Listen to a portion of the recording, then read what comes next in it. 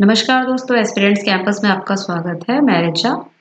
और अगर आप अभी इकोनॉमिक्स के फील्ड में कुछ भी प्रिपेयर कर रहे हैं तो आप चैनल को सब्सक्राइब ज़रूर कर लें, क्योंकि आगे हम इकोनॉमिक्स के और भी वीडियोस जो हैं अलग-अलग जो बुक्स हैं इकोनॉमिक्स की वो भी स्टडी करने वाले हैं।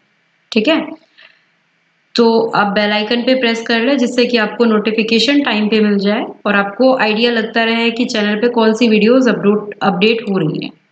ठीक है, वाई वेजेस डिफर। तो लेबर मार्केट का ये लास्ट वीडियो है और इस वीडियो में लेबर मार्केट जो है वो आपकी पूरी फिनिश हो जाएगी।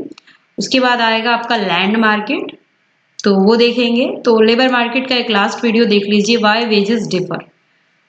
मतलब वेजेस जो होते हैं वो सबके अलग अलग क्यों होते हैं, जो सबकी सैलरी होती है वो अलग अलग क्यों होती है। ये चीज जो है आपने क्लास 11th या 12th में भी आपने पढ़ी होगी, इकोनॉमिक्स में ये चीज आई थी। ठीक है, the section deals with fundamental question asked in labour economic that what makes people earn different wages. ऐसा क्या है कि लोग जो है मतलब 8 घंटे एक डॉक्टर भी अगर काम करे और 8 आवर्स एक डॉक्टर काम करे। ठीक है, और 8 आवर्स एक कंस्ट्रक्शन वर्कर काम करे, 8 आवर्स एक अकाउंटेंट काम करता है। बट तीनों के वेज जो आप देखेंगे तो वो क्या होंगे, अलग अलग होंगे।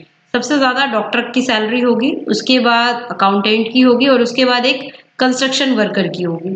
फिजिकली वर्क जो है सबसे ज्यादा ये वर्कर करता है, लेकिन वेज में अगर सैलरी देखी जाए तो सबसे ज्यादा इसी की होती है, सबसे कम इसी की होती है। ठीक है, और सबसे ज्यादा डॉक्टर्स की होती है। तो why wage rate of doctors are higher than wage rate of medical assistant. तो डॉक्टर्स के जो वेज रेट होते हैं वो मेडिकल असिस्टेंट से ज्यादा क्यों होते हैं। Why wage rate of actuaries are higher than wage rate of firefighters, क्यों होते हैं, कोई तो रीजन होगा ना। इज इट द स्किल और द बैकग्राउंड और the age that bring about differential in the wage rate of different workers. क्या चीज है वो, क्या वो स्किल है या उनकी एज है, क्या है जो इनकी वेज में डिफरेंशिएशन लेके आता है, डिफरेंस लेके आता है। The answer is none of these, इनमें से कुछ भी नहीं।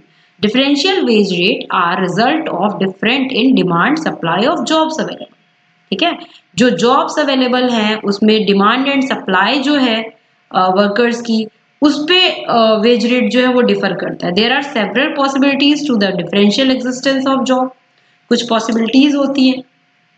ठीक है, ये पॉसिबल है कि वर्कर जो होगा करेंटली एम्प्लॉय है as a clerk may prefer their job despite the difference in their salaries as they do not want to become an engineer। ठीक है, अब कोई वर्कर है, अब वो क्लर्क की तरह काम कर रहा है। ठीक है, क्लर्क में प्रेफर देयर जॉब। अब डिफरेंस है उसकी सैलरी में, फिर भी वो क्या है, इंजीनियर नहीं बनना चाहता है। Even acquiring skills of an engineer may have a significant cost. उसने क्या किया है, स्किल्स भी लिए इंजीनियरिंग के। Wage for engineers may not be sufficiently high to compensate clerk for training cost they would have to bear to become engineer. ठीक है, अब जो क्लर्क का जो वेज रेट है ना, मतलब क्लर्क को जो पैसे मिलते हैं वो इंजीनियर्स के अकॉर्डिंग वो सफिशिएंटली नहीं होंगे, क्योंकि जो इंजीनियर्स होते हैं उनकी ट्रेनिंग में और उनको पढ़ाने में बहुत ज्यादा खर्चा आता है ना। Moreover, even if no training course, clerk may not have the aptitude for science and mathematics necessary to work as engineer।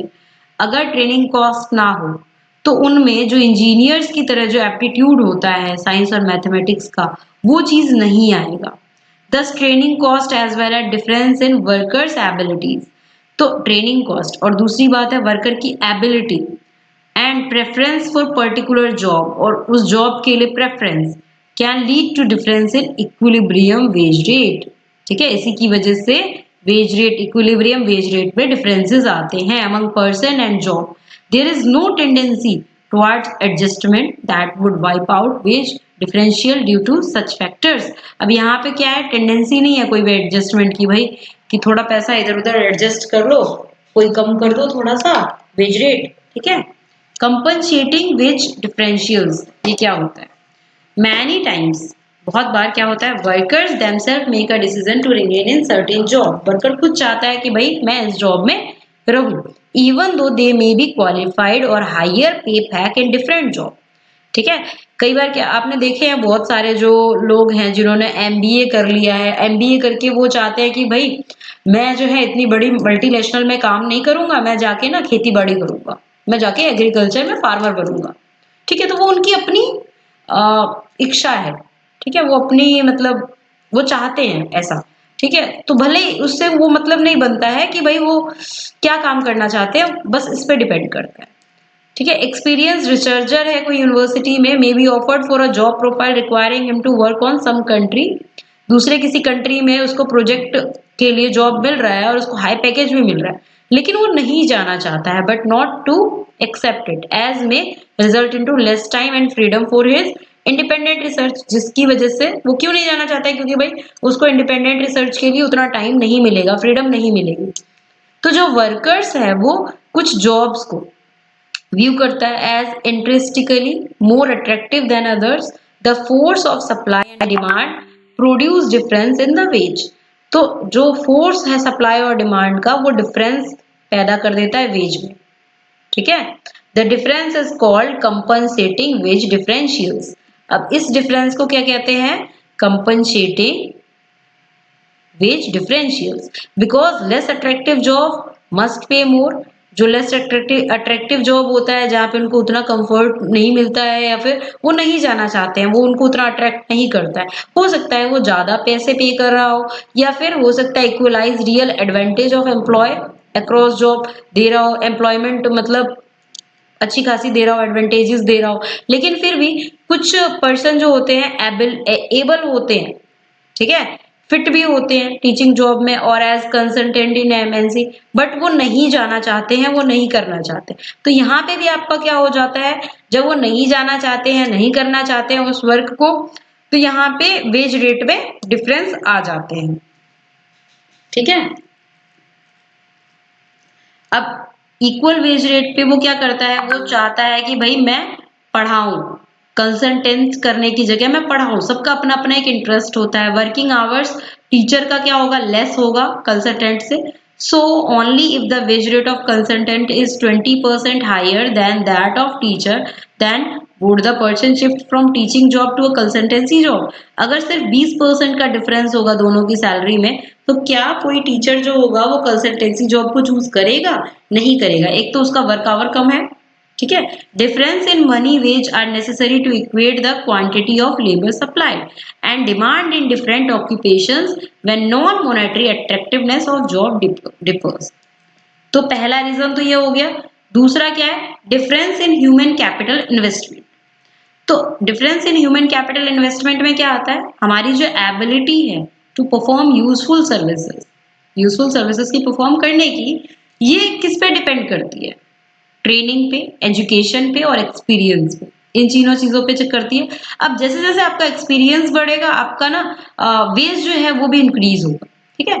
People can become more productive worker, more productive workers receive higher wage rate, ठीक है। अब experience की वजह से वो ज्यादा productive हो जाते हैं, ज्यादा प्रोडक्टिव होंगे तो उनको ज्यादा पैसे मिलेंगे। This process through which worker augment their earning capacity in sometimes called human capital investment. और इसी को ह्यूमन कैपिटल इन्वेस्टमेंट कहते हैं। जो इंसान, जो ह्यूमन रिसोर्स बनता है, तो वो कैसे बनता है? उसकी हेल्थ पे खर्चा होता है, उसकी एजुकेशन पे खर्चा होता है, उसकी ट्रेनिंग पे खर्चा होता है, ठीक है।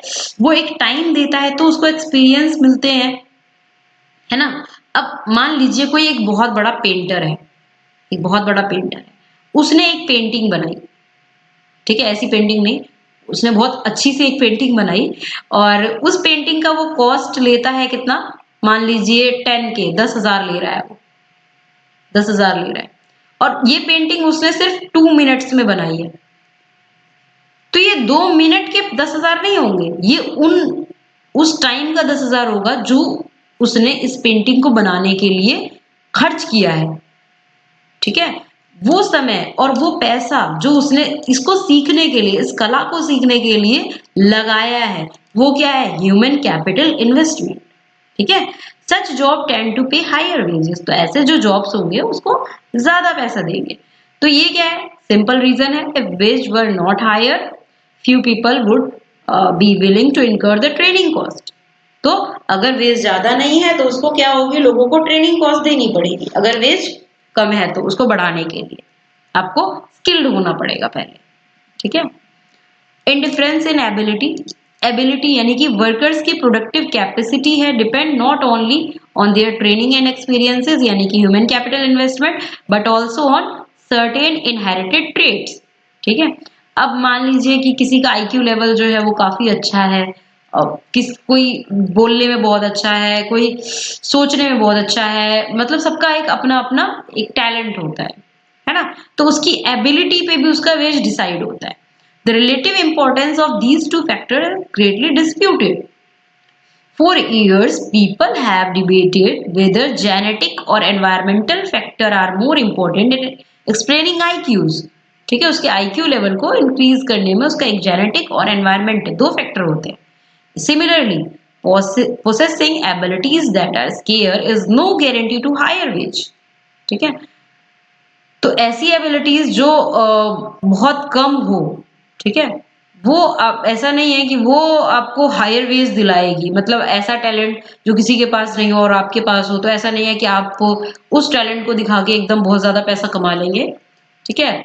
What matters is to supply of a person, मतलब मार्केट में जिस एबिलिटी की डिमांड है और आपके पास वो एबिलिटी है, ठीक है, तो फिर आप अच्छा खासा कमा सकते हैं। ये कहना चाहता है। तो इस तरीके का क्वेश्चन आ सकता है, व्हाट इज मिनिमम वेज, जो हमने डिस्कस किया था।